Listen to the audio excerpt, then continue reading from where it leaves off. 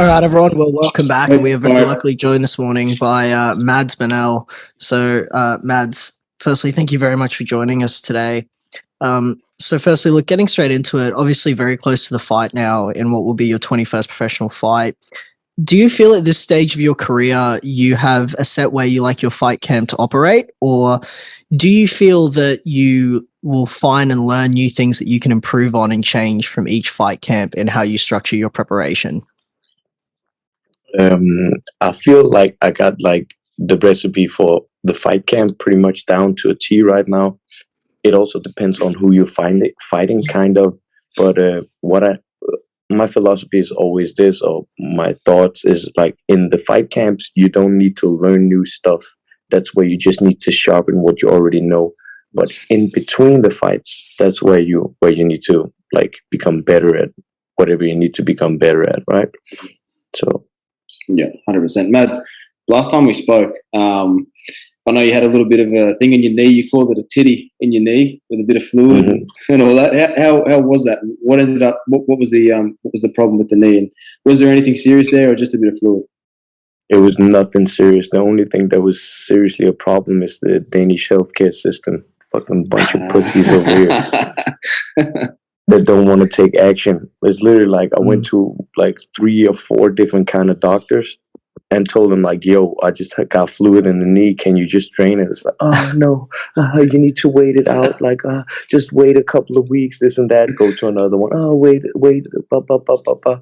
Yeah. It's because it's free over here, but it's not fucking free. We pay. That's why we have so much tax. So I ended up going to a private doctor, and he just looked at it like he just looked at it like, "Oh yeah, that's easy. I'm just gonna drain it real quick." Boom, he drained it. I had like it took less than 3 minutes out from going in there and going out, and I've never had anything with my knee since.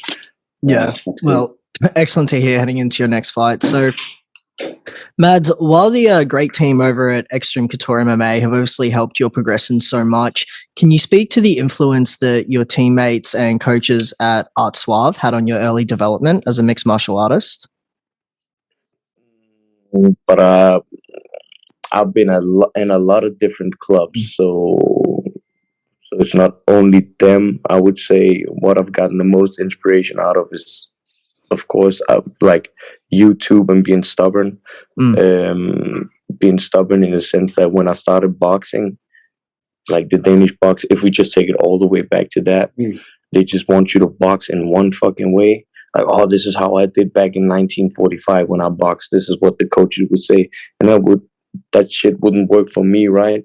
And then I would go on YouTube and watch all different kind of boxes and take what I like from those, and then I would just try it and practice and stuff like that. And of course, like all the training partners I've had throughout my career have been a huge part of where I am today. But most inspiration and stuff have been like from the internet.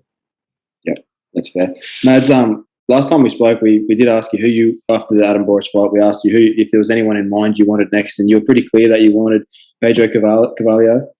Is this fight any more motivating for you than, say, your previous ones, considering a little bit of back and forth between you guys?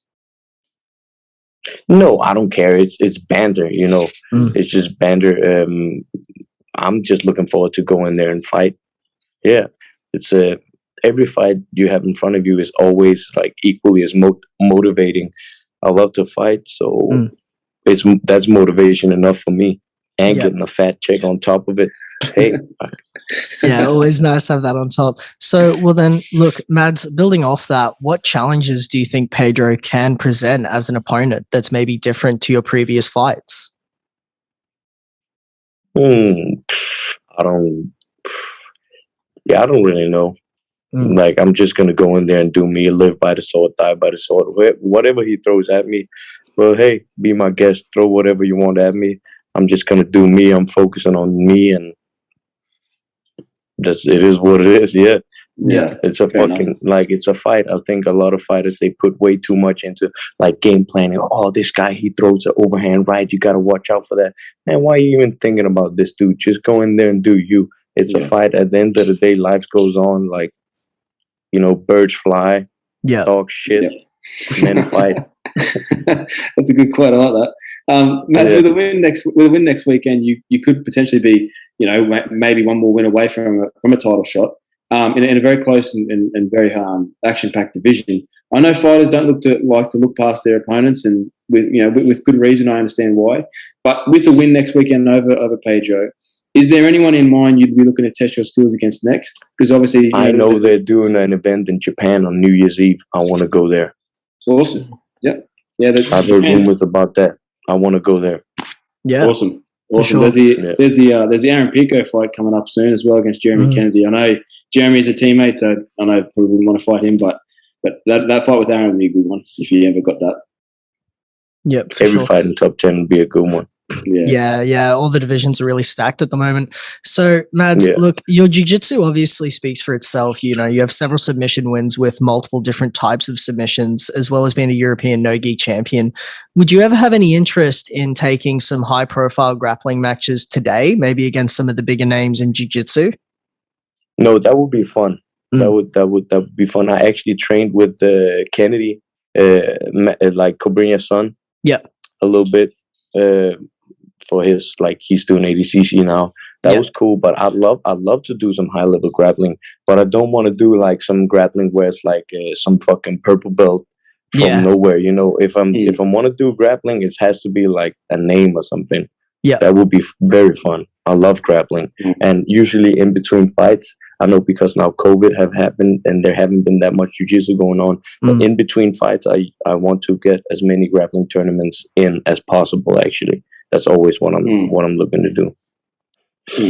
Mads, with a lot of stars in MMA now, sort of moving up and down weight classes, it's a more frequent thing that you see. Is there ever a chance that we could see lightweight or bantamweight Mads Burnell, or do you think that 145 is real perfect for you at this point in your career? Maybe not 135. Bantamweight, fuck no. I ain't never going down to bantamweight. Fuck that shit. Even though I was actually my nutritionist actually made all kind of tests and stuff on me. It's like, oh, theoretically you could make bantamweight. Yeah, and theoretically I could slap the fuck out of you right now, but I'm not doing that. Yeah. But I mean, for the right matchup and shit, lightweight would be cool. For sure. Well, cool with lightweight. Mads, look, last question from us, and we're not looking to keep you for too long because we know obviously it's getting close to your fight, so we really appreciate your time. Is there an upcoming fight in MMA, whether it's in Bellator, ONE, PFL, or the UFC, that you are extremely excited to see next? There is some. I'm looking for who the fuck? Chandler and Poirier. Yeah, that's a great fight. Who do you have winning it? I think it's like this. I think if Chandler wins, it's because he stops Poirier within the first 7 minutes. But I don't know if it's a main event, that also depends on that. Because if it's a 5-rounder, I would favor Poirier. But if it's a 3-rounder, I would favor Chandler. But I think if Poirier gets past 6-7 minutes, then I think it's his. Fair enough. Other than that, it's Chandler. I kind of think Chandler will stop Poirier, actually. Wow. Big call. I like it, though. Yeah. Mads, look, man, we appreciate your time. Like I said, we don't keep it too long, but we wish you all the best for next Saturday, Bellator Dublin against Pedro Carvalho. Looking forward to it, man. I can't wait to watch you get out there and compete and get the win. Thank you, man, and thank you for the time, and I appreciate what you're doing, guys. Have a great day. Appreciate you. Thanks very much, man. Thanks, brother. Bye.